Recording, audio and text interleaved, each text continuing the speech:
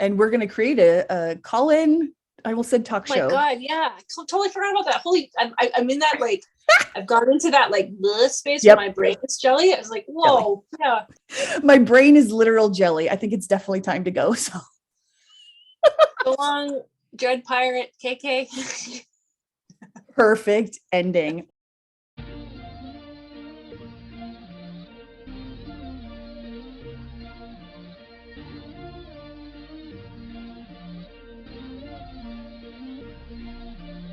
A galactic purr of KKs invites you to Space Cat's Happy Hour.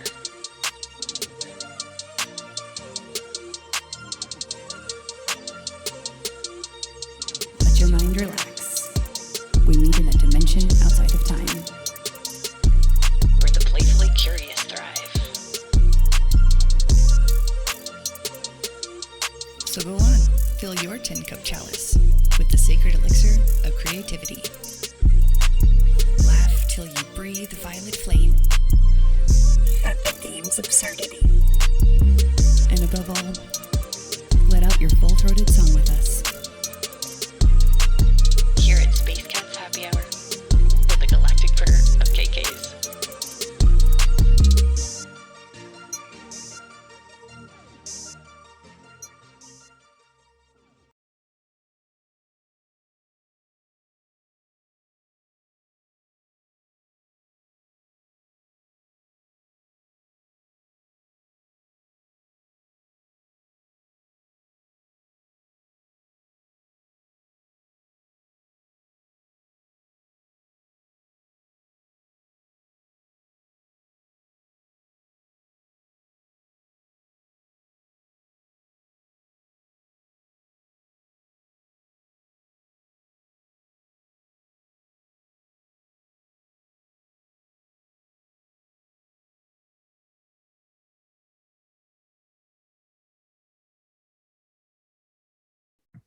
Hello, welcome to Space Cat's Happy Hour. It's already feeling chaotic. I've got the lollipops filter up, which is just a bunch of lollipops in front of me.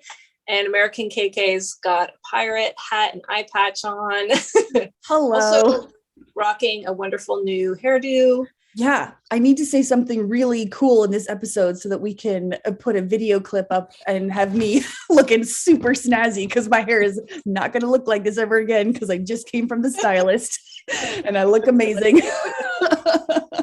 I am not feeling super snazzy. In fact, I just finished a session, which there's a portion of all of my sessions that's recorded with people where we're like on a Zoom, and I got off the session and I looked down at the sweatshirt I was wearing. It was covered in stains. I was like, oh, good. I'm glad that not only did that person get to see that, but also that I recorded it. Great. Bring a really together version of myself to my healing sessions. Yeah, I was just feeling that the other day. I was like, I wear fucking sweatpants all day, the same sweatshirt. Like, I never go out. I'm just like, I need to feel like I don't know. I want to feel good with what I'm wearing and all this stuff, but I also just don't care because I'm at home and I'm like, okay, I need to change something. I'm feeling that maybe it's the incoming spring energy, or maybe just because the energy is moving now instead of feeling so very heavy and stuck. Well, it's also avatar shift stuff, right? Like you're getting a new avatar because it's like a significant haircut for you, like change. Yeah. I've been dying to dye my hair, but I keep holding off because I have so much crossing the border trauma, which is mostly from other lives, I think. And I just always want to be as incognito as possible. So every time I think about dyeing my hair, and then I'm like, oh, but you know, if I'm going on a trip, then I'm going to be that person with like the bright pink hair. I need to get over it and do it. But anyway, I love it. I can't wait for you to. I knew I was eventually going to start dyeing my hair a couple years ago. I was like, I like it right now, but I can tell. And I didn't mind that it was going gray and, you know, any of that. So I thought it was kind of cool because I had like sort of a Bride of Frankenstein gray streak in my hair. And I was like, this is fun. But then all of a sudden I was just like, I want more red in my hair. I want something different. So I just started dyeing it like last year. And I was doing it by myself, like just home dyeing kits. And that was fine, like whatever. But now that I just was like, you know what, I'm going to spend the money and just see how it feels to get it dyed professionally. I'm not fucking going back. Like, I know it's expensive, but they do such a good job compared to what I do. And it's just like, there's no missed parts and, you know, any of that. And I'm just like, it is way too fun to have like a fun color. And now that I have this black streak in my hair, I'm like, ooh, maybe I can start experimenting with, like different colors, like pink or purple or something that's like not natural, quote unquote. Yeah. You know, and so I'm like, now that you're talking about it, I'm like, I think this is a sync. We're going to start doing fun stuff. Or I feel like your current haircut would also really support a full Cruella de Vil. Like that would be fun. Yeah. Probably very difficult for upkeep, but yeah, that's the one thing where I'm like, I right now I like the natural type colors because I mean, you can tell I think that my hair is dyed, but I don't really care. But I mean like reds and browns and blacks and that kind of thing. Cause it's like, once the roots start growing out, I'm like, oh, I don't want to have a pink streak. And then like the root, you know, what like, yeah, the upkeep is a little bit easier with just it kind of fades into the brown. That is my natural color. Yeah, I was looking at wigs too, because somebody on TikTok had an amazing wig and I was like, oh shit. And then someone asked them and so I was able to go see like, oh, where's that wig from? And it's actually really affordable, but then it was out of stock. And I was like, no. I want to wig. Wigs would be all fun. In good time. All in good time. Yeah, you'll get some fun stuff. I also wanted to tell you, just like this whole changing of the avatars, starting, the energy is moving, like we're in a new cycle, the nodes have shifted, you know, finally to different signs. And I really feel like this is the start of a whole new phase. You know how we keep drawing that 47 galactic heritage card, the Lemurian era for ourselves, and especially me, I've been drawing that card so long, and it's like that feminine energy of the Lemurian era and all that stuff. I have started to draw Lyran cards as well as the Vegan feminine principle cards for myself. And so that whole feminine energy, I think, is what I'm starting to step into. I don't know what it means yet. And I don't know what's going to come through with that, but I definitely, this is a serious, like, change, not serious, but like, this is a major shift in energies and I don't know what else, but it's very interesting that I'm drawing the Vegan feminine and now like the Lyran or the Lemurian has sort of been, that's the other thing with that. Cause I'd had a couple dreams with like a bathtub, like that was dirty with a bunch of hair and it wouldn't drain. It was really gross. And I was like, what the fuck? And I drew a card about it and it popped up 47 Lemurian era. And I was like, oh, I was clearing that karma from, or clearing out that feminine. And I was like, oh, that makes so much fucking sense. And now that I'm drawing the Vegan cards, I'm like, okay, now what? What does this all mean? Guess we'll find out. Yeah. And that's very interesting because for me, it's been a progression like through the deck. So at the risk of repeating myself, originally that 47 energy, we were dealing with it so much in 2021, Lemurian, deep, like feminine wounding. And then in our shared galactic heritage deck that we both have, the card number 47 is Lemuria era. And then I started finally pulling 48 because I was like, I need to get out of this 47 energy. I want to get to 48. Please let me get to 48. And then I was like, wait, what is that in the deck? Oh, it's Atlantis. And then I've been back in the Atlantis revisiting, but from a much more integrated place than when I was first in Atlantis energy. And Atlantis, it's just so interesting because they're such, for me, the way they show up for me, Lemurian is really bogged down, like slow, like you can't get the energy and you just feel a lot of defeat. It's like a lot of, and in terms of like the body, it's for me, it's associated with chronic illness. Sorry, I do not want to burp on this podcast. Oh, but I will get to burps. Whereas Atlantis is very much the sudden out of the blue thing that comes and freaks you out. So it's like that, like looking over your shoulder, waiting for the other shoe to drop. And I associate it with things like heart attacks, strokes. And so actually when I moved back into it, I like went through my own little weird health journey of I was getting a lot of syncs and signs about high blood pressure and like the ensuing things that can come of it. And I don't normally, so I was like, is this just bringing up shadows? Because normally with syncs and signs for me, I don't normally send myself scary, like foreboding things. That's not how my guides and stuff communicate with me. So I was like, but it was like very insistent and persistent. And I had forgotten that I used to have like a terror of having a stroke, and I was obsessed with like having a stroke in my early 30s. I was like totally anyway, it's connected. I'm sure it's connected to something I've experienced at some time and place. So that was coming back. It was like creeping in again. And I was like, oh, I don't like this. So yeah, one night I was just trying to sift through it. And I was like, no, the only time I really have ever sent myself a heads up about something that was going to be, quite challenging to go through and scary was in a dream. Like I'll get prophetic dreams. I got prophetic dreams before telling me that Mike was going to get COVID, like a kind of a scary version of it that drained him of all his energy. I got prophetic dream before, a few days before my dad was diagnosed with prostate cancer, stuff like that. So, and then I was like, oh no, I had a dream.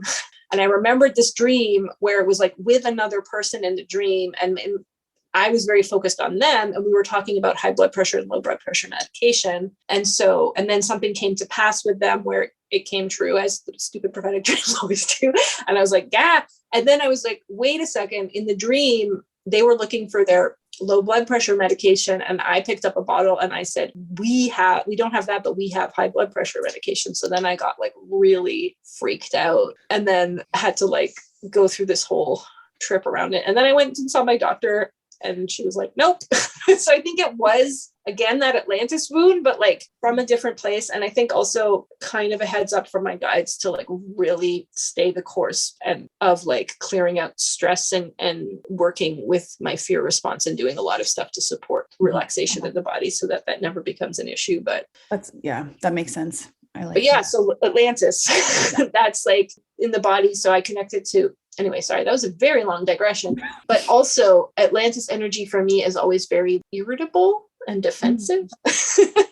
It's like got this like version of like guilt over what happened in Atlantis, but also like having everyone's perception pointed at you for having been the fuck up. Oh, so it's very like defensive. It shows up in me. Like I'll start just having like blamey thoughts about other people in my life for no reason. And it's because it's like, oh, I'm feeling my Atlantis guilt. So I start like lashing out in my head about being like, I'm the asshole. You're the fucking asshole. I mean, that makes sense. Oh, wow. Because I'm now feeling into what I have been sort of, I have that petulance a lot of times with like, what? Yeah. I wish I could form a thought. That would be really cool. What I'm saying is, yes, that feels very resonant because I am, not only does it sound resonant because of how what I'm feeling that I'm clearing, but also a dream that I had. I went back and read it again, and I had this huge download that was, let's just get into it. I wasn't going to bring it up now, but fuck it. I had this huge download as I was rereading the dream that it was my memory of being in Atlantis when it fell. I have talked about it with you and on this podcast about I've never had a memory of it. Like I don't feel connected to it. I was like, maybe I was observing from somewhere else. Like I don't really know, but I've never felt like I was here. And I just sat there rereading the dream notes and having this download. And I was like, what the fuck? It was, okay. So I guess I am clearing that karma, which I knew I was already clearing karma from the past 13,000 years, but I didn't know that I was in Atlantis. And now I'm like, okay, that's a development. And now that you're saying this, it makes a lot more sense of like why I feel that I'm clearing out some of that petulance, for lack of a better word, where I'm like, not me, it's you. Yes. Okay. I want to get into this right before we do. I want to talk Atlantis actually, but I just want to go back because I was saying the feeling of like petulance, defense, exactly like you said it, defensiveness of Atlantis. The counterpoint Lemurian to me feels it's that feeling of like, I guess I have to do everything myself because everyone else is a fuck up except for me. And it's like very that. It's very, yep. It's very passive aggressive and like, I guess if everyone's just going to fuck up, then I'll just go crawl away and die. It's like that energy. I feel that same energy. Oh my God. I mean, no wonder, like clearly we're all just clearing this out. Oh, I feel that we're in the process of revisiting Atlantis a bit, and it's probably going to show up in like the broader collective too, but right before, because I want to dive in, because the fact that you brought up your Atlantis dream, and I also have an Atlantis dream of having gone through it. So we have to compare and contrast. Yeah. But I do want to talk about, I think part of this revisiting of the Atlantis is connected to something that I was just talking about on Instagram, which is like, we're coming out of this big 47 Lemurian phase that was with us since all 2021 and into 2022. We're finally coming out of that heaviness, that like, oh my God, endless shadow work, emotional wound processing, into something that feels lighter art and more fun and breezier for us personally in our personal lives. But our nervous systems need time to adjust. We've been in it in such a heavy way for so long, concurrent with a pandemic. So it's like these emotional aftershocks that are like, the way they showed up to me was as burps. And it's like super heavy emotions that could come up seemingly out of nowhere. And the temptation, because of if you're on a spiritual journey in the first place, and B, just what we've come out of, is to like, oh, I got to dive back into the heaviness again. What's the root of this? I got to do more shadow work. Why am I feeling despair all of a sudden? No, ignore that temptation. These are just burpy aftershocks, and just let them move out of the body like you would a burp, and then forget about them. I'm very much speaking to myself, because this is very hard for me. When I have something, my tendency is always like, examine, investigate, delve, don't leave it alone, pick the scab. And it's like no, just burp it up, move on with your life, forget about it. So they said for the next like 4 to 6 weeks-ish, which is interesting because it takes us to April. And I do feel another big jump in April, but I think some of that is like some Atlantis aftershocks. I'm like literally having burps as I say this to confirm. And also, what's been showing up for me recently in my sessions is people integrating other versions of themselves. So not the version of you that you're currently experiencing, but other versions of you on Earth, like other timelines. So these can be really heavy things. Like maybe you got in an accident at some point in your life, and there's versions where you died, and now you're just like burp. It's coming up and out. That's what's been coming up in sessions, is like really integrating those parallel versions of ourselves. There's a lot of parallel integration happening, and that creates these emotional burps. So I think that's everything I wanted to say. That's perfect. And it actually, I saw that video you posted last night, and I was like, oh, thank you. Because I had such a good week as far as like finally feeling like I'd cleared out a bunch of shit, and I was like, oh my God, the anxiety's gone. This feels great. And then like I was beating myself up because I started to feel anxiety again. And I was like, am I just so comfortable with anxiety? It's like an uncomfortable blanket that you've had for years, and you don't want to give it up, even though you know you should. Like, why the fuck keep this uncomfortable blanket? And then I was just pulling it to me for comfort. And I was like, am I just pulling in anxiety because I don't know who I am without this anxiety? Because I'm like, I need to be a hero and transmute it for the collective or whatever fucking bullshit. I was like, this is so stupid. And it was very helpful for me to see that video, because I was like, okay, here it is. I don't need to be so mean to myself. I can just be like, it is a burp, and I can let it go and it'll pass. And I just need to ride the waves and give myself a lot of credit and grace. Yeah. Similarly, again, it's the burps and also like recalibration of nervous system. And my nervous system, similar to exactly what you've just said, feels very at home in a play. It's like I'm really trying to like zero in on exactly what this emotion is, because it's so hyper specific, but it's waking up to face the day. And there's a general flatness, unease. Oh God, the unease. I can't. Yes. Like lethargy combined with scatteredness. Those are yes. Yeah. So it's like you wake up, I've had a good day, go to sleep, got into my sleep just feeling grateful, and then wake up in the morning and I'm like, oh, not this again. And it's like, that potent little, well, it's like potent, but also very bleh, Yep. It's like potent in a very flat way, little stew that I call home. That, it's exactly what you said. It's like letting it happen, and then just not even, it's like, okay, it's happening. Don't have to do anything about it or have any judgment on myself for it. It's just burping itself out. But yeah, I woke up with it this morning for sure. Same.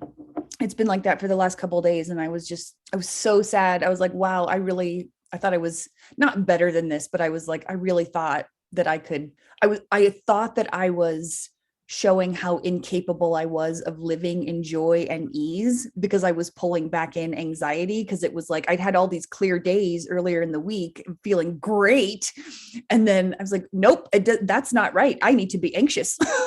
I need to pull this back in because I'm not okay with living in consistent joy and ease. And I was like, well, that sucks. I don't want to be like that.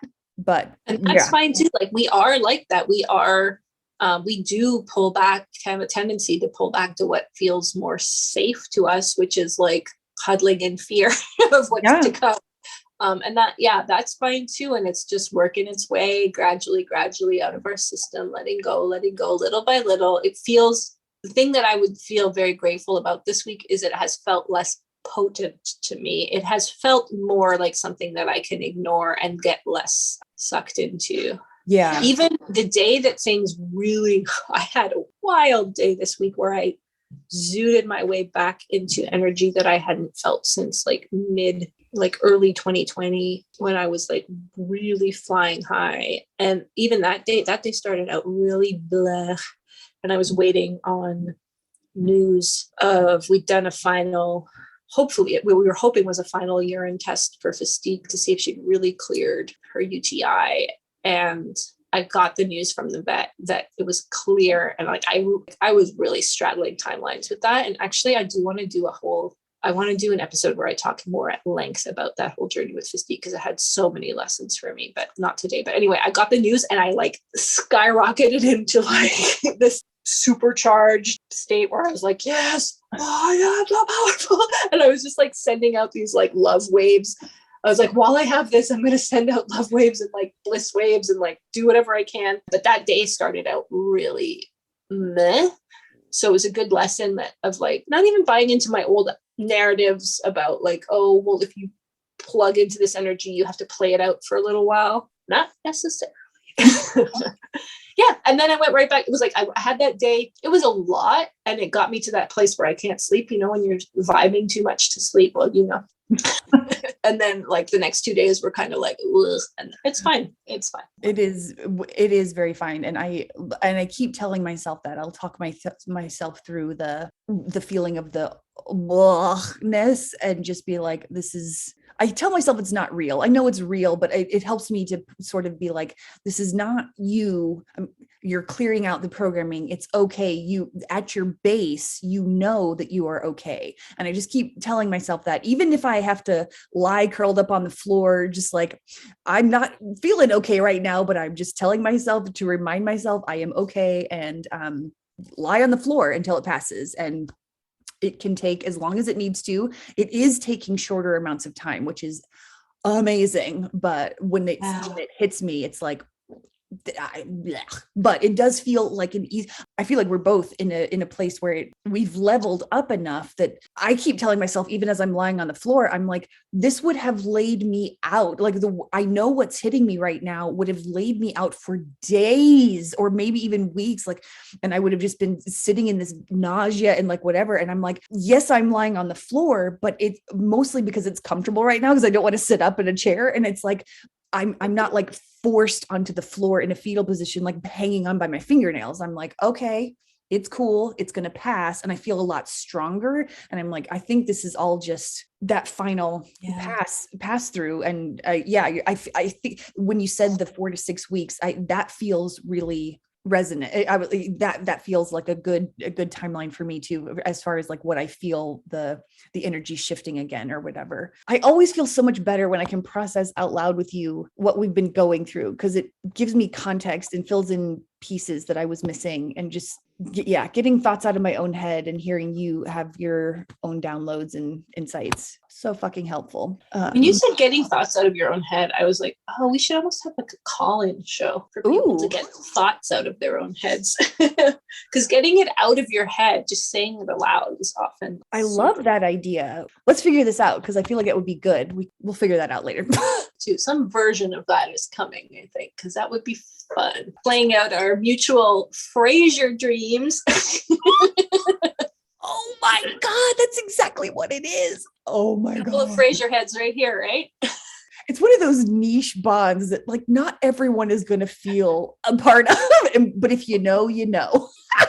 I love Frasier. I'm feeling another rewatch coming to me soon. So funny. My sister just started rewatching it and is making my mom watch it, and they're actually enjoying it. My sister always has, but my mom has never seen it, and she's like actually enjoying it. And I never thought my mom would enjoy it, but she's into it. So now I want to rewatch it. So let's all rewatch it.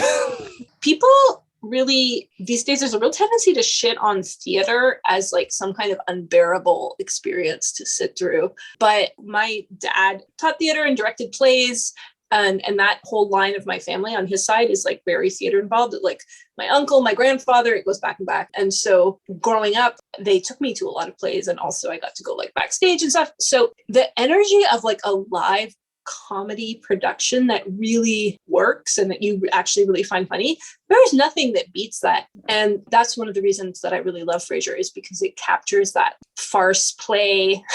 I can't remember why, but they're in their neighbor's apartment and Frasier is carrying Niles on his shoulders, like trying to read the book on high shelves. Anyway, it's like such pure magic. I am a big fan of like live theater, but it's most especially comedies. Yeah, the comedy, you're right. It is just, it's so perfect. Oh, now I want to go see a play or something.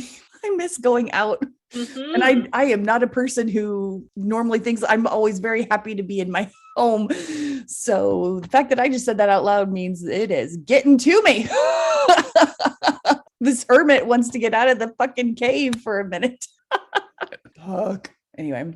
Okay. So Atlantis. Okay. I feel like if we're both, anyway, I feel like more people are tapped into this collective revisiting of Atlantis. So I feel like this is relevant. Please share.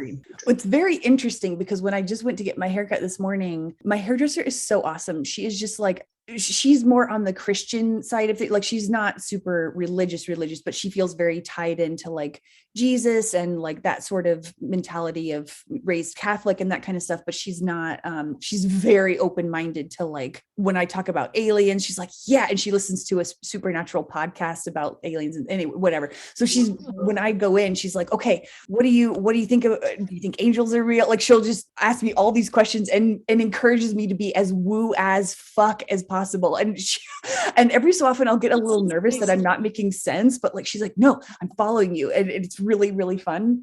So we got into a bunch of shit. Anyway, so I was asking her if she'd had any dreams lately, just like crazy dreams, because we're all kind of like tapping into the dream space now. And she's I know that she is a starseed. Like, I don't think she would call herself that, but she's very much here as like an anchor in of love and joy energy. But anyway, so she was telling me about this dream she had, and it sounded so weirdly like my dream of Atlantis that I got I was like, you just had a memory of Atlantis, like, and you were there, and you like, she was like, there was a path clear through the water though. And I was like, this is perfect. You were literally clearing, you could be stuck in that karmic cycle again, but no, you were able to get out in the dream, and you are now on your aligned path of no longer need to fear the old cycles. And anyway, so we got into this whole thing. So part of her dream was involving like a car in the water, like the car had gone into the water, something like that. So anyway, my dream, let me just pull up my and actually I've told you this dream before, but offline, not on the podcast, but we've talked about it before because it tied in to your vision of the dinosaurs and burning off of fuel. So this dream will sound familiar because we've talked about it. But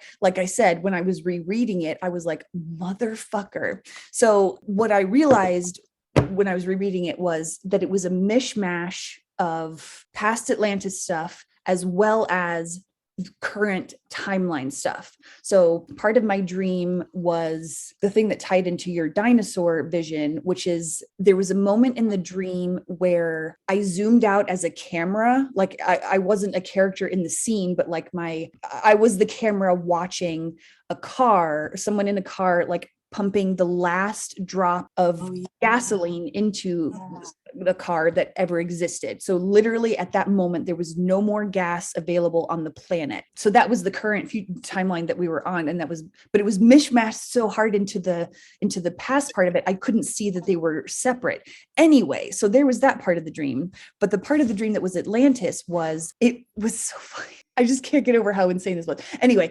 my mom and my sister were there, and it was like most people in the society I could sense did not know that there were still aliens among the humans. So I know that my family was asleep and I was awake, and I couldn't really say anything because I was there as my record keeper self, obviously, and like an observer and like whatever. So I wasn't trying to convince them of anything. I was just like letting them be asleep or whatever.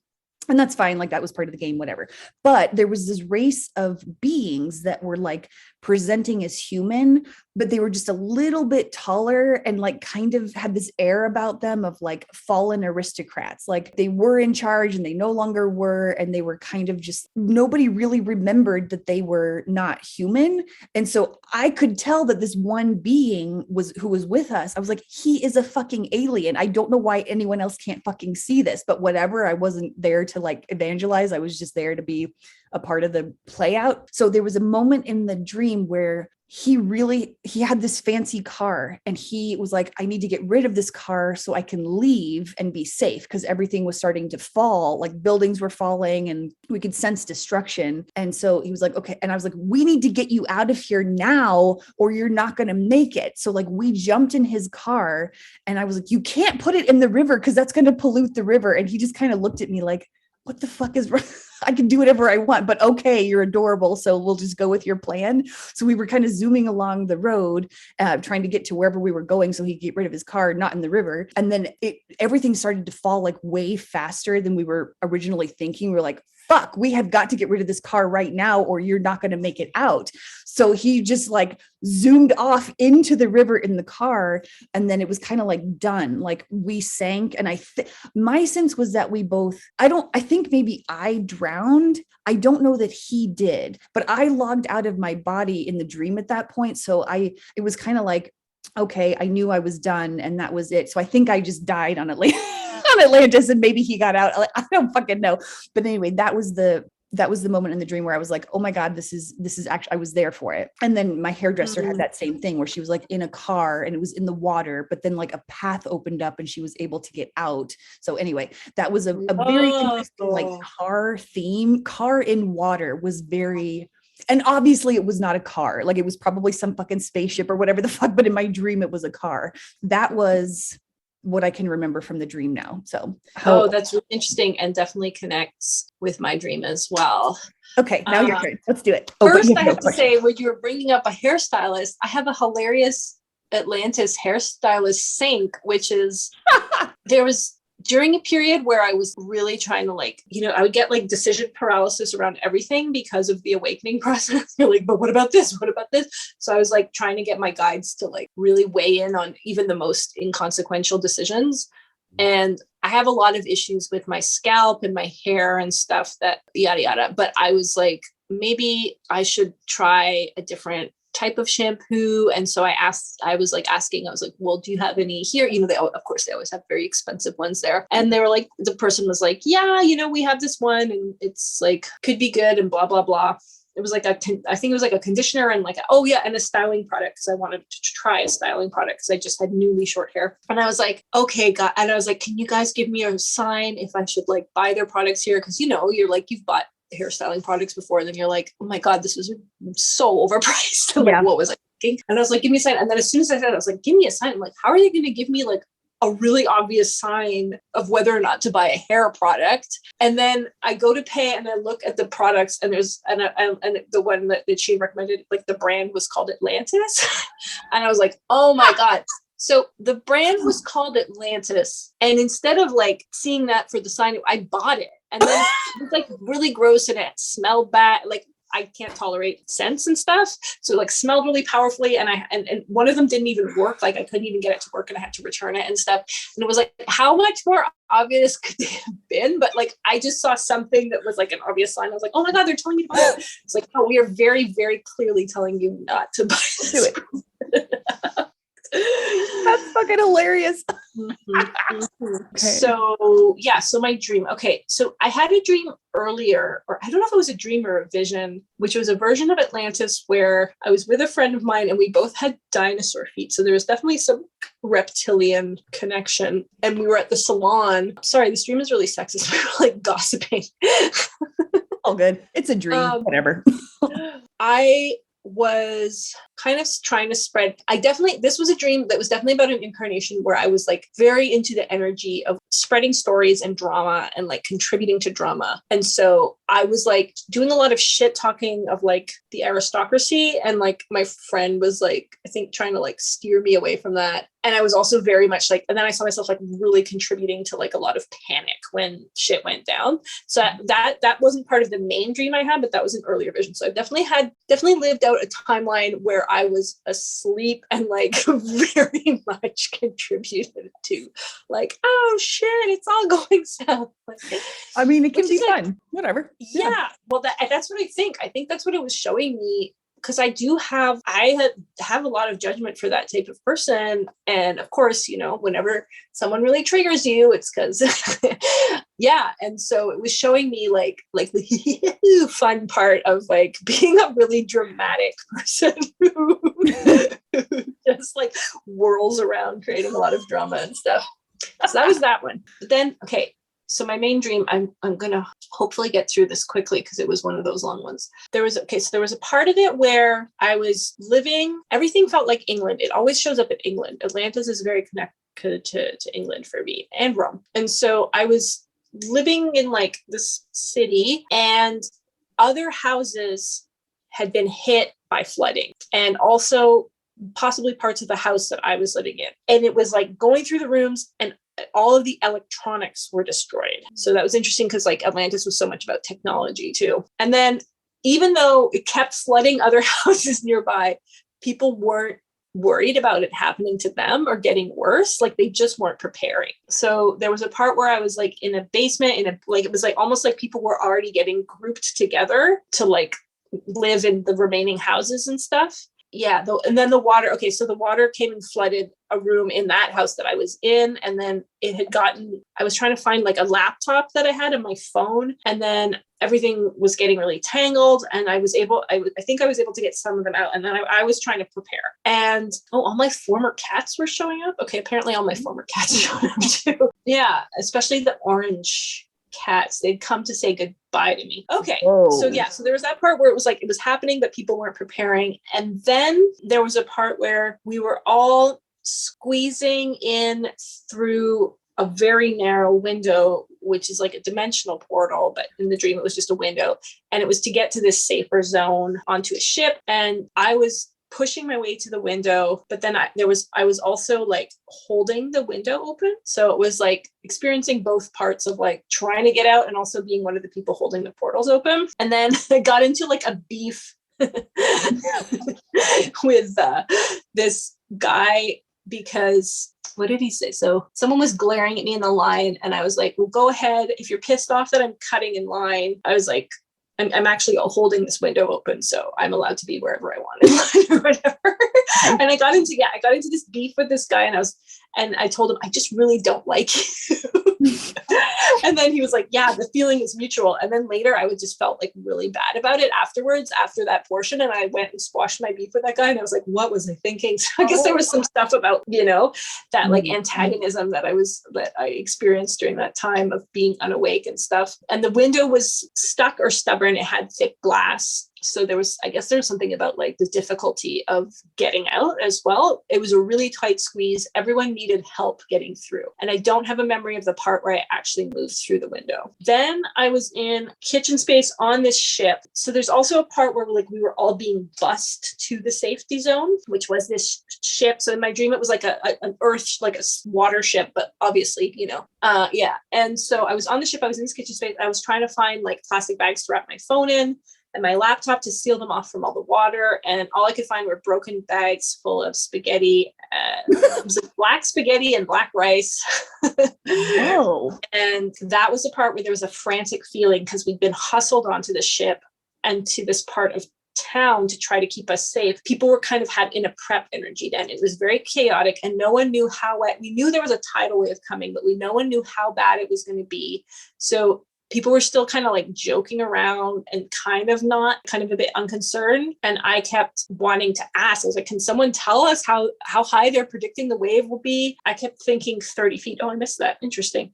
But finally, oh yeah. So I was thinking like maybe it would be 30 feet. And then finally I heard someone ask, and then they were like, you don't want to know. It's like really, really, really high. So then there was this part in that area, the more safety zone, where I was sitting out on this bench that was like, there was like a jetty and there was a big mural on the wall. And the mural was also like looking out at the water and the beach, but it was also a mural of it. And on the mural, sorry, you're going to have to edit this because I have to constantly jump around because I didn't write it chronologically. It's all good. Okay, yeah. A pier. So looking out at a painting or a pier that joined the sea, it had all sorts of things happening on it. And it was like a game. It was like a, can you spot this game? Kind of to keep us entertained. And in the dream I wrote, and the children, so I guess like our inner children, they were like, can you spot two entertainers on this like mural? And I was like, oh, haha, it's those two little aliens. They were like very alien-y looking. They were dark blue and they looked very classic alien-y, and they were playing pipes or flute or something. And I was like, oh, it's funny that they call them entertainers. I guess that's how the game works. Now, of course, that was during the period where I was listening to like tons of like Noah and Jessa, and like Jessa's whole thing was that she like classifies herself as an entertainer, to get like the message out. So on that pier, yeah, so I was looking at that and that was part of it. And then there was a period where I was sitting on the bench and then P the fairy was there. And I was saying, oh, because they were like drawing, they were like an artist and drawing, which in real life they are an artist. And I was like, oh, are you supposed to draw the two beings and blend them together to make the new face? And it was these two, like P was showing me like different, I think, drawings that they'd done. And it was like, I was like, yeah, it's two different beings and entities, maybe some old or some new. And they were going to like channel, and I was like, oh, P is supposed to channel what the new species is through the drawing. And none of what P was drawing looked like present day human beings. They all looked like creatures or aliens. And then P was like, maybe, but it might be something different. And like, I don't really want to do that. I just want to draw. It was like very like, don't tell me what to do. And I was like feeling very apprehensive too about being like, are you supposed to do it? Like, I'm like, I should not be telling this person what to do. And then, yeah, there was a whole part where they were suspicious of me. And so we've been looking at all these different images of different beings' faces. And then I wanted to share something because in my dream, I'd had a dream and there was something I was worried about. And I wanted to be like, okay, we're bonding. Let me tell you. And I could tell that P was not into like me dumping that on them. And what I'd seen in my vision or dream was this different species of creature that had lots of triangles on its body, and it kind of looked like a caveman too. And it was like I was looking at it through a flip book of it getting like booped. It was like a flip book of the drawing of it getting booped by the universe. It was like boop, and then it was like time for you to go. It was like extinction, so the next beings could come in, and it was making me feel really ominous. And I'd seen that drawing and the booping, and I was like, okay, is this an omen about us, in this period that we're in? It didn't look like us, but I was like, and then P really didn't want me to like, I told P even though they didn't want me to, and they were like not pleased that I like transmitted my fear energy. And then I was saying, okay, but I never saw something like this, meaning the big tidal wave that was coming. And they were like, yeah, me too. And then we were like, I guess we're going to be okay then, because like that probably means we'll be all right. Yeah. I said, I've never seen anything that showed me dying. Okay. So then there was that part. So then that's when I took off running. I suddenly had this huge urgency. I was in the safe zone, and the buses had like, there was also a part about the buses taking people to the safe zone. And there were like people who were like homeless and stuff. But I remember seeing a bus with those people on it. So I was like, okay, not everyone is getting like left behind or forgotten. People are actually, even though this is incredibly chaotic, people are thinking of things like that. It made me feel a bit better. So then, okay, so I'm in this safety zone, and then I start racing back towards the non-safe zone. And whoa, the golem came to grab my arm in a well. Okay, I don't remember that part. What? Yeah. And then, so I was running along this narrow stone wall. It was like a really high, narrow stone wall walkway between the water and this row of houses. And the water was really, it was so vivid. This was one of those like incredibly vivid, you are here dreams. It was like this dark gray, choppy water. And it was already coming up like almost to the top of the stone. So I was just like racing across this wall. I went all the way back to the front. And then there was a part where I left this huge ship in the water that was carrying a group of people to like the safe zone. And I went swimming underwater in this really narrow stone passage.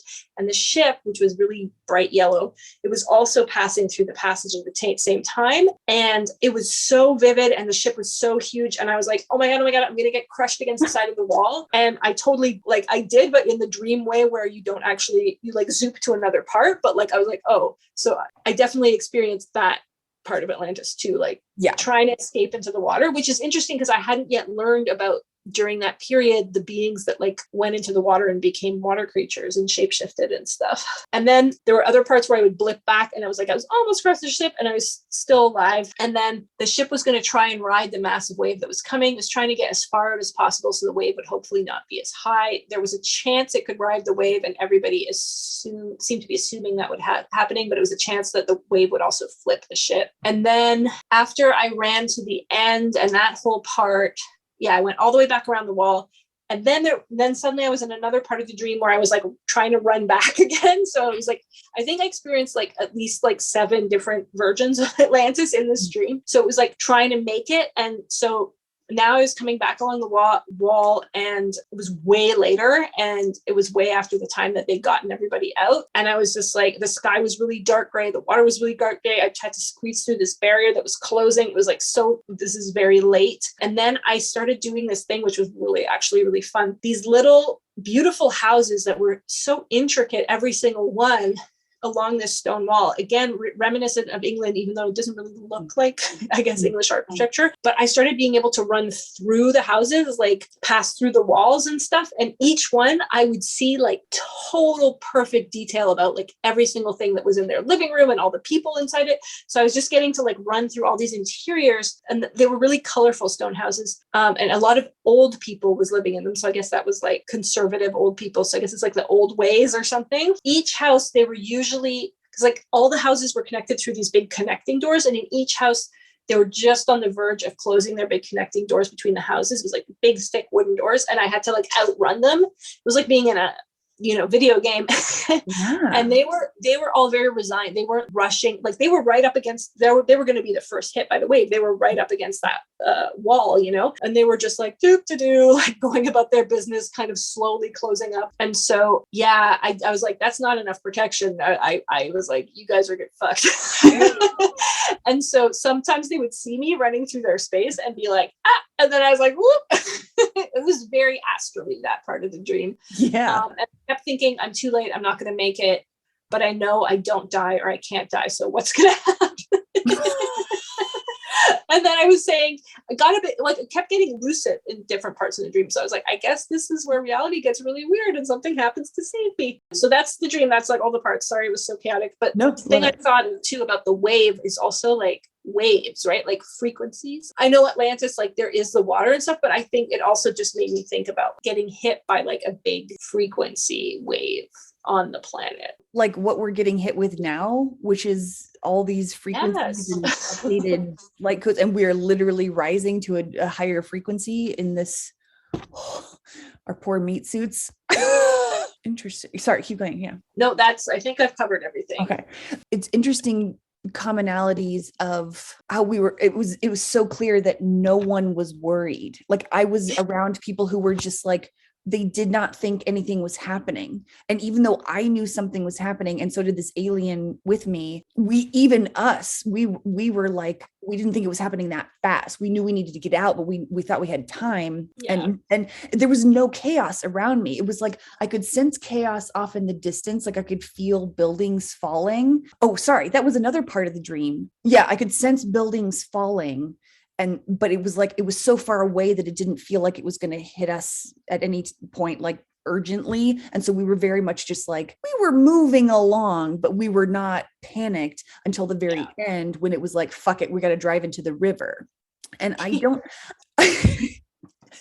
I'm fairly certain that I drowned, but also I know that I have been a whale. And so for a long time, I thought maybe I had been in Atlantis, but escaped because I shapeshifted into a whale.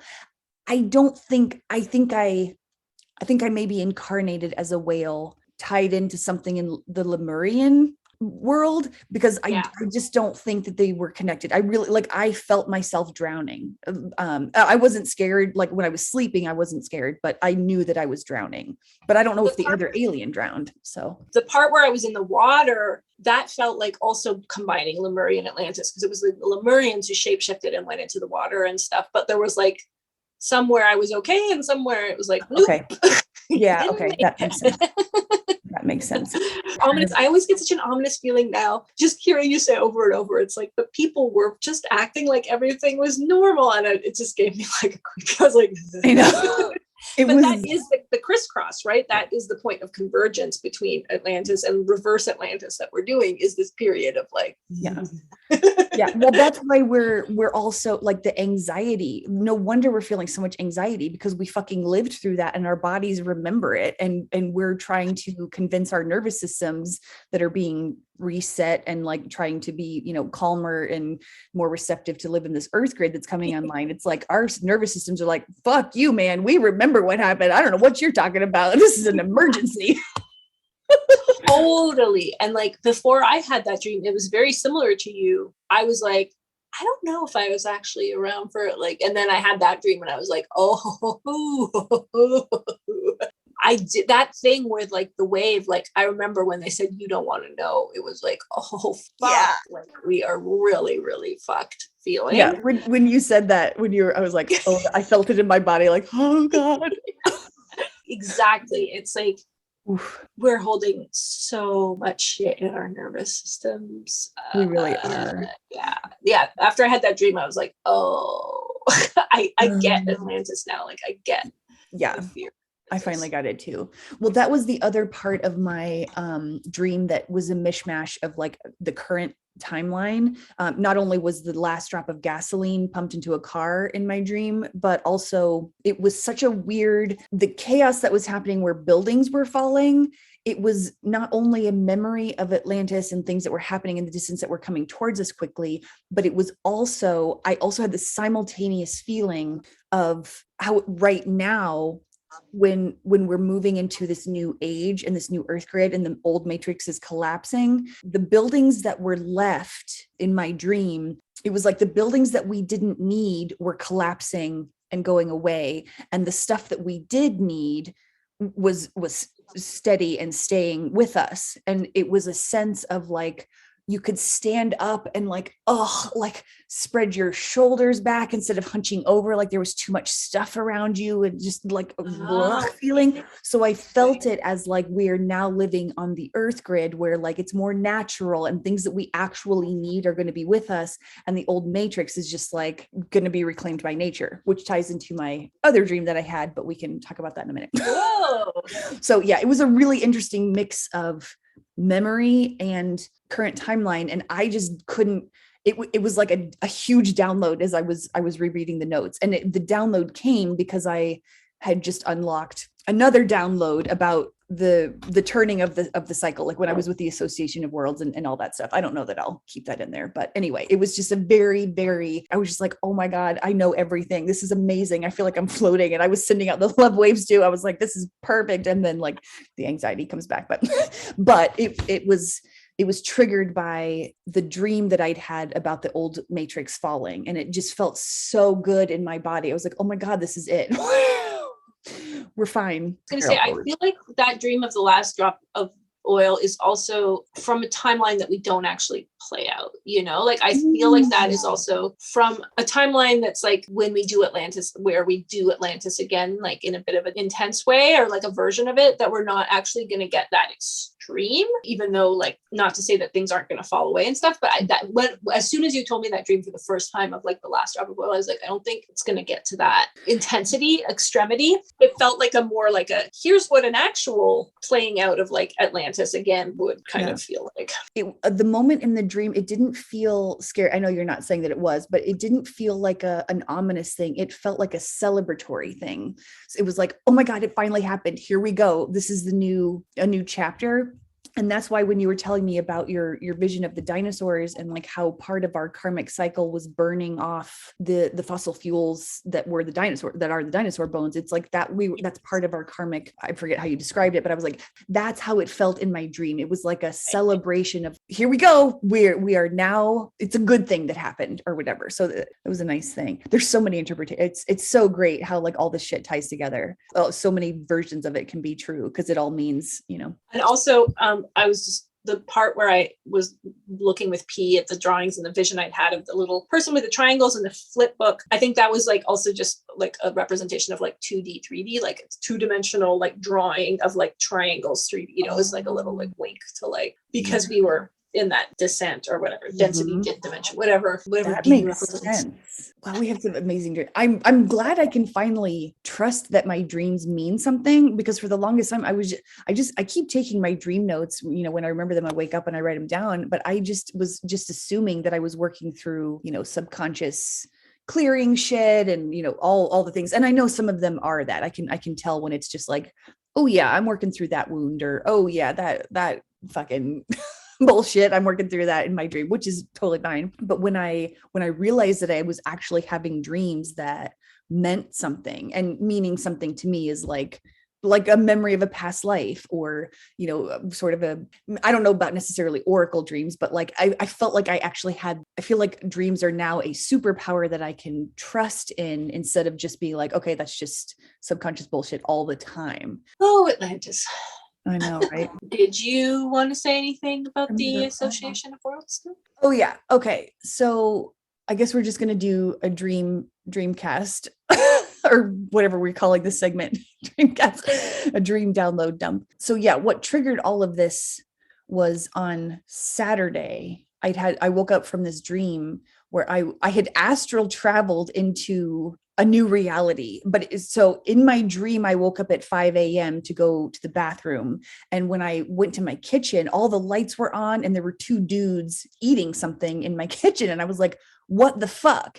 And they were looking at me like, why are you confused? You know us. And I'm like, I do not know you. And one guy was like, you're my cousin. And I'm like, buddy, has it been a long time since you've seen your cousin? Because I am not her. And he was like, no, I know you are my cousin. What is wrong with you? And my friend here. And the friend was never named because like apparently I knew him well enough. I didn't need to be told his name. And I was like, you guys are fucking insane. And then I kind of realized, I was like, wait a minute, where my bathroom should be is a whole other room and there are other people in it. And just gradually my dream self was like, I am no longer in my reality. I am somewhere else. And so everyone in the dream was human, at least, that I was seeing. And part of my dream was a couple of people. It was a woman and her daughters. They were like one was 8 years old and one was like a teenager. And they were taking me around to this government type building where it looked like it should be soulless, and like everyone in there should be like, just like a government building where nobody does their job and everyone's got red tape and you're just sitting there forever and like whatever. But the entire experience was beautiful. It was just like, they helped me right away. And the person was so happy to help me. She was like, oh my God, I haven't helped that many people yet. I'm new on the job, but I'm so happy to help you. And yay, here you go. And it was just like, whatever I was doing just got done really quickly. And then we went back to this house where we were just like laughing and telling stories. And I felt so included. Like the teenage daughter would come up to me and like ask me questions. And in my real life self, I'm like, oh, surely you don't want to really talk to me. So I would kind of try to back out of the conversation and be like, I'm going to put this conversation out of its misery because you're just being nice to me. But she was like, no, tell me what TV shows you like to watch. And she just had these amazing, I don't remember what she actually was saying, but like we were having these amazing philosophical discussions and she would give these like incredible answers. And I'm like, damn, I want to be you when I grow up. And she's like a teenager and she was like, oh, you're so fun. Anyway, it was just this beautiful feeling of people genuinely wanted to be with me. And our sense of humor was the same. And they were helping me proactively instead of behind the eight ball, like I always feel like I am. And at the end, I was sitting with this woman and her daughters and a couple other people. And I was telling them, I was like, remember when I got here and that guy tried to tell me I was his cousin? And I was like, and I just dissolved into laughing fits. And so the woman was also, it was just like this, I woke myself up snort laughing because we were just genuinely laughing. And so I thought it was, I didn't know what it was, but I just kind of was like, oh, I'm clearing out karmic cycles, like whatever. Oh, fuck. There was another part of the dream where there was a guy, I was with another woman and we were sitting on the floor and two guys came up behind us and started massaging our shoulders.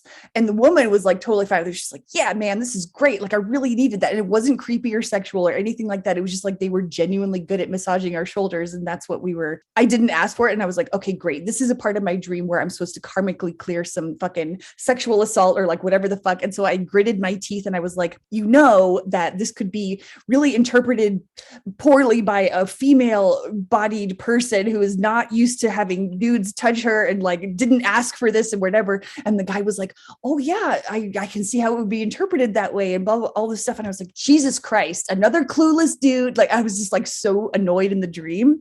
So anyway, I decided to pull cards about this dream because I was like, I feel like there's something else here and I'm really curious. So in this card pull, I just kept asking questions and pulling cards. And to make a long story short, I was at the Association of Worlds, whatever, I don't know if it was a headquarters or just whatever the fuck, but I was with the Association of Worlds, which is just a galactic community of beings who are just working together. And, you know, it's this beautiful community of like, you know, no one's above the other. There's no hierarchy. We're all learning from each other and working together and kind of helping Earth join this galactic community and all that stuff. And it was just such a beautiful feeling. I was like, no wonder I felt like I was an equal because I fucking was like, but anyway, so I was with the Association of Worlds, and then I drew like when I was like, oh, who were the woman and her daughters, and I drew some Zeta cards, and I was like, oh my god, it was like returning the favor. Those, and I was like, oh my god, I knew that it was my Zeta family, and they were like, when the guy said I was his cousin, I was literally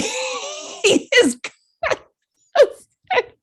And here I am being like a salty asshole, like fucking dude, I don't know who you are.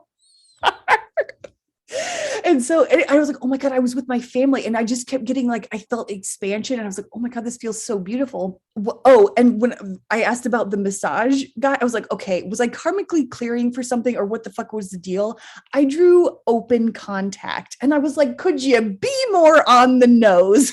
Literally had contact with my shoulders and it was like open. So I was like, oh my, so the entire day I was like, am I going to fucking see an alien in my window? Like, what's going on? Well, okay, because cut this out if you like, but with your your session that we did, you had Zeta gray abduction stuff, right? Mm-hmm. The Zetas in this Galactic Heritage deck, as KK and I know it, the Zetas are like, they're like an offshoot. It's like the Lyrans were like, came into this universe and started populating and like expanding and colonizing in it. And then an offshoot of the Lyrans, they're the ones that are like always showing up as wildcats and stuff too. Very fearless, but also kind of like certain like traits of like the colonizer a little bit. And then they had an offshoot, the Vegans, who were very, very spiritual. And for me, always show up as very planty.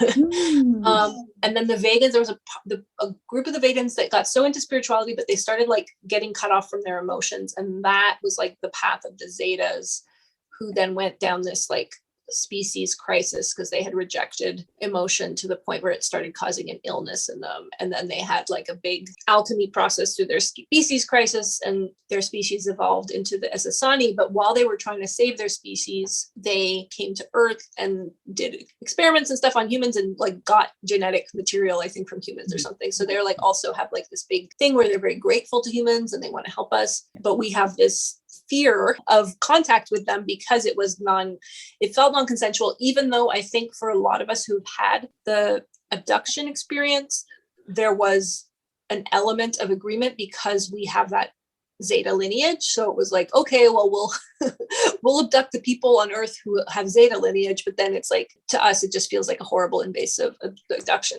Yeah, well, that's the thing. If you make a soul agreement, in the fucking astral before you incarnate to do this stuff for them because you love them, because we're all, one spiritual family, you don't remember it when you incarnate as a human because you don't remember shit when you incarnate. You're not supposed to. That's part of the game. You don't remember anything. So of course, like your soul has agreed to this and you are very willing to do it, but your human self is like, what the fuck, man? You implants and probing and like what the so of course it's going to be insane, and maybe there were other actual like traumatic, like painful stuff. I don't know, but yeah, supposedly on a soul level we agreed to this, and it's fine. It's just that our human selves are just like, they don't fucking remember, and of course it's traumatic. Anyway, that seems like 100% what you were playing out with that contact thing. You're like, this feels very invasive, and they're like, oh yes, I see how that perfect. But that is exactly what's interesting is this is really making me reflect, because I had this kind of unprocessed thing still that was, because the past couple of weeks have just been so much. And I was doing this guided meditation where you go into a chakra and you have your guide, and it was my tiger guide. And it was right around the Lunar New Year. I was like, tigers. And it was the chakra where I go like exploring and journeying. And so in the guided meditation, at a certain point, they said, oh, and now your tiger is going to show you something that's in this chakra that maybe shouldn't be anymore. But before the person had even said that, as soon as I was looking around in this space that I was in with the tiger, which was like this like pastoral kind of like oil painting-y version of like a European landscape with wheat sheaves everywhere and golden wheat sheaves, there were all these aliens that looked very like, it was like Zetas. It was like they had the gray head, like big bulbous gray heads. They all looked very alike. There were different like heights and like shapes, but it was all like the same, like very stereotypical type alien. And they were wearing these purple robes with high collars, like with blue inside. And they were just all there, like looking at me. And I immediately got freaked out. And then it was like, and now the tiger is going to show you what's in the space. And so I ended up sending them away, but then feeling like I kept having this tension. I was like, I know I shouldn't be afraid of anything I encounter. And like, maybe it's not just what I think. And it doesn't like, but I'm like, I don't want them here. But like, they also seem really like, I already know, like you and me both know that we have these Zeta connections and stuff. So I know that that's a part of me, but I was just like, I'm just feeling really uncomfortable. And also they all seemed like they were observing me and stuff. Mm-hmm. So I was like, let's send them away, but in a loving way where it's like, hooray, you've graduated to the point where you no longer need to have us here. Like, let's do it like that. So then they were like, I saw them all like this huge community. They all were like zooming back out in this to space through this portal. And they were like, they were sending up something to be like celebration, like maybe a little firework or like, wee. But then and I was like, oh, that's nice. And then they started doing this thing with their hands where they would pull their hands would be together and they would pull them apart vertically. But then like the hands would stick together. Like they weren't actually hands, and it would become like this stretchy thing that would turn into a terrifying face. And I was like, So I feel like your encounter in the dream was like, I think you've already transmuted more fear and discomfort than I have, because you were like able to like really like connect and be like having these beautiful conversations where I was like, oh, you get the fuck out of my space, but in a nice way. But also, what the fuck are you doing with your hands? And meanwhile, they're just trying to show you something super cool, and you're like, oh God. I mean, because it can be taken in like, if you don't know what they're doing and they're showing you some crazy shit, it's like, of course it's easy to be afraid. We're humans in this lifetime. We haven't unlocked all of our memories yet. I think they were showing me like their fearsome side to me, it was like, but it just, I got to like, I wasn't prepared enough So I just got like, I wasn't able to be like, okay, Yeah. just relax. I was just like, get these out of my space. It's very interesting that you said fearsome side, because that literally just, I got an image of one of my former students got me he's from Tibet and got me this, he brought me a gift of like one of their gods. And it's like a scary, it's kind of like a gargoyle, but it's not a gargoyle. I forget the name of the god. I'm so embarrassed, but whatever. Anyway, he's got a scary face. It's like, rah, and it's for protection. And so they were probably like, well, let me just give you some protection, even though it looks scary, which of course can be done. I need to go reconnect with them again. But I think I needed to hear you really tell your dream in detail again. And then it's like, yeah, okay, I can go reconnect with them again. Because it just was like really, I had never had something that actually showed up like, I'm an alien like that. And like, not just one, but like a whole community in a vision in that way so it threw me. Like I was a lot for sure. Like, oh, damn.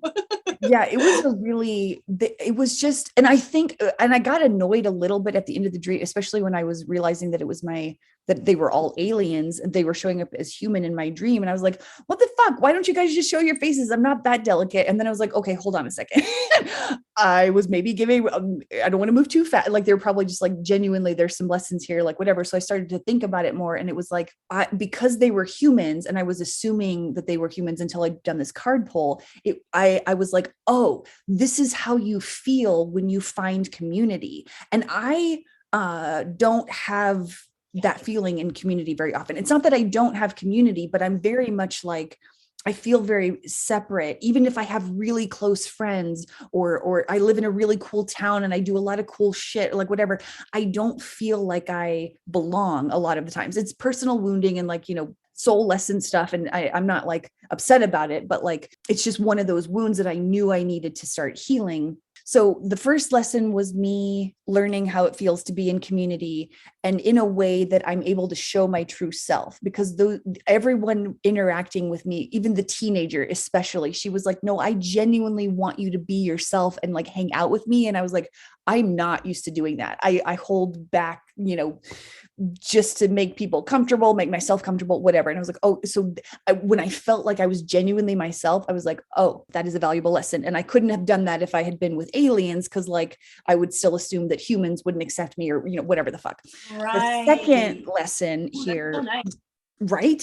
The second lesson that I realized I was learning was I have another thing and it's again tied into the self-worth wound, where I assume that everyone else is better than me, kind of like I didn't think I was good enough to get into the Akashic records. I didn't think, like, I was sure to be rejected. I don't trust my body. I don't trust myself. I don't trust my abilities, like all of this fucking self-wounding stuff. And I automatically assume that other people know better than me. And so I don't trust my own authority. And so because I was my human self with what I thought was a bunch of humans, I was my genuine salty ass self. I was like, bitch, I'm not your cousin. What the fuck, And so now if I ever do actually interact with higher beings or even the Akashic records or people or beings that I see as higher than me, and I need to sort of shrink down and be like, I don't want to be taking up too much space and making you upset. And like, I got to be super respectful and not myself. I now know how it feels to be like, in front of aliens, I'll be like, oh, you're not better than me, or I'm not lesser than you, or, whatever. I genuinely was in there's no hierarchy here. I know how to trust myself to just be full ass, messy, sweary, what I consider to be not super polished self. And that's fucking okay. And so I felt this level of self-acceptance that went like through the roof. And unlocked my ability to like trust in my dreams. Cause then I had the dream about the Matrix and I was like, I knew that was true and I had zero doubts, and I am not used to not doubting myself. And it was just Gandalf came back in. So anyway, awesome. That was very valuable pieces. Yeah. And now I'm like, okay, listen guys, you can totally show up as your alien selves. Cause I don't need human disguises in my dreams anymore. cheers to fucking awesome dreams, because oh boy, you can do a lot of fun stuff in that dreamscape. Yeah, that's so exciting. I'm really happy that you had that dream, and I'm so happy you shared it. And it's just interesting. It's like I really have to go connect with those Zetas again somehow. I don't know how soon that will be, because I'm going on a trip, and I don't know if I'll have time to like do something before the trip, but it's making me feel excited. I didn't think I was actually, I think I was like surprised, because I wouldn't have thought that I was scared of them, because I haven't felt scared of them in everything that I've learned. But like, yeah, there was definitely some residual fear there. I mean, all this stuff that's buried in our subconscious that we agreed to take on as part of the collective transmuting, as well as our own karmic, lessons that we're breaking. It's all like we have this one, it's in our subconscious. So of course we don't see it until it comes out in a dream or a vision or whatever the fuck we're allowing this stuff to come up to trigger us. And I kind of think, hearing you say that it helped you for me to share my dream. So I'm going to talk about my fucking hairdresser again. She was talking about dreams of death and how scared she was of that. And I was like, dude, listen, death is awesome. It's a transmutation. Like shit is dying that you don't need anymore, and like making space for new shit to come in. And I told her about my vision of the underworld and how it was so beautiful and whatever. And then I was like, and as soon as you just said your thing about the Zetas, I'm like, dang, am I supposed to work with people being fearful of stuff and like bringing them into the underworld to show them how cool it is and it's okay, and helping transmute fear? And then again, my self-doubt is like, you're not that cool. Shut the fuck up. My point is, if you would like to ever, process other fears that you have, I am literally here to take them all in and help you see the light. I will transmute that shit all day because it is fun as fuck. I'm like, bring it on. And then of course I'm like, shit, what am I afraid of that I'm just burying because I think I'm too cool for school right now? I'm sure that's really cool. Like, yeah, fear sessions. I think that's why my light dark ratio is more dark than light at this point, because that's another thing I meant to tell you about. I was listening to it. I might cut this out. I was listening to a podcast about Pluto and like just the significations of, the archetype and the mythology and like all this stuff. And the way the person was talking about it, because Pluto is not just Pluto, like the Roman god or whatever. It's like also associated with gods and goddesses of all cultures. Like it's the underworld planet. And I was like, hold on, he got my attention. Like I knew Pluto was the planet of the underworld, but like, it hits you differently when you're supposed to pay attention to this stuff. And I was like, oh yeah, Pluto is the planet of the underworld. And then he was talking about all the other gods and goddesses associated with Pluto, like Quetzalcoatl and Inanna, and like all these names that were coming up. And I was like, holy shit, these guys have all come up in my sessions. And then he says the date that Pluto was founded, February 18th, 1930. I was like, I share a birthday with Pluto? There is no way this is a coincidence. Whoa. And then a siren went off in the distance. I was like, okay. So I think I am an underworld being that, at least for now, where I'm supposed to go in there and like show people how cool it is or something. Yes. And that was it. He was like, we have Pluto, which is the underworld, which can be seen as scary, but that's why we have guides. And when he said guides, it like lit up in my brain. And I was like, oh, fuck. This is too interesting not to mean something very intentional that I'm supposed to learn. So I share a birthday with Pluto. That's so fucking awesome. Oh my God. So, okay, here, fear session. You were, or underworld guy. Mm-hmm. As you were talking about fear, I got this hit because I got something the other day, which I think like some of the, I think a lot of us, we come in with like different emotional templates that we're working through. And mine, there's definitely a lot of like self-judgment, self-recrimination, like you're bad, but also fear is a big one for mine. I've noticed that. Yeah. Yeah. And so and then you combine those two, self-judgment for fear. So I was having something the other day, a breakthrough where it was like, they were showing me someone and they're like, look, this person who's like, goes through the world carrying so much fear all the time. They're not weak. They're like very brave. Like they're just continuing to exist while carrying that frequency of fear. So I've been sitting with that for a little bit. which I mean, yeah, it's like it hit different. Like I heard it and I was like, oh yeah. I don't have to be so like judgmental of myself, for like my whole life has been so riddled with fear. But then just as we were talking, it hit me that it's like fear. It was showing me like twangs of notes on the nervous system. And then it was showing me it's like a chronic pain. It's like fear is like chronic pain, like carrying around fear all the time on your nervous, like the way that it played, it's like a chronic pain thing. Anyway, and that made me think of your services that you're going to offer. And then also like just spun off into like AOE and the nervous system coach. It was all coming together. And I was just like, But I was like, chronic fear is like chronic pain. Like you're just always holding this completely jangled nervous system in your body and like trying to like get stuff done when you're like, not fun. That was like some real good spin-offs we had there of like, what a fun conversation. God damn. This is great. Yeah. And the death thing, one of the things that when you were saying about like death is great, one of the things that really made me feel good about death was this whole thing with like the tension that we carry. I don't need to get into blah, blah, blah. Fuck that part.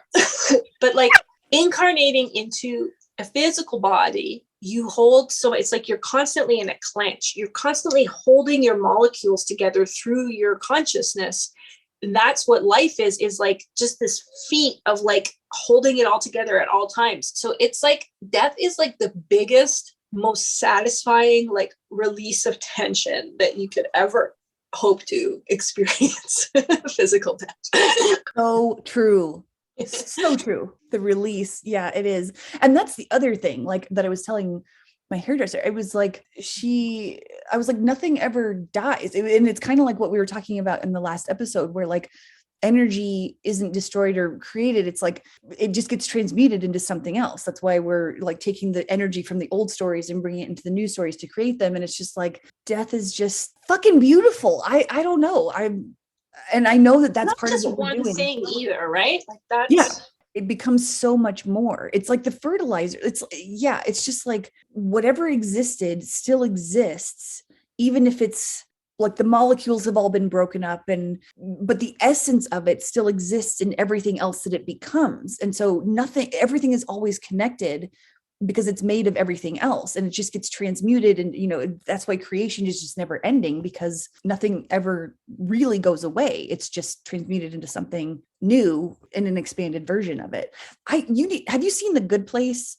Because I had this download after at the end of The Good Place where like they go through the door and like nobody knows what happens. But I was like, and I know it's always left up into interpretation, but the way I took it, I was like, that's exactly how it felt to me with like I felt like they're atoms, especially when they showed like the little points of light at the end where she walks through and then there's points of light that hits the male or whatever the fuck. And I was like, her energy, like all of their atoms and molecules like dispersed and became something new, so they can exist as new things and like build up into new creation pieces, but their essence is still in all of those molecules in some way. And again, it goes back to the microcosm is in the macrocosm and then infinity. And I was like, blah. And I stopped thinking at that point because I was like, I need to just not explode right now.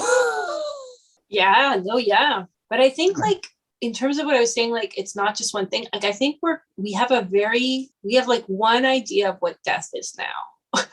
Oh, thank you. Yes. And then I think we're going to develop more, but like, when you get to that tipping point where like enough people really, so that it becomes, so I feel like it's like the experience of death. I think it's already more than one thing, but like we're really going to start seeing that play out more. Yeah. Like what death is to one person and what death is to another are going to be very different. Yes. And I know that is a trip for sure. And I think you've brought this up like multiple times before where we're reevaluating our relationship with death. And then I was, and this has been like since, this has been the last couple years or whatever.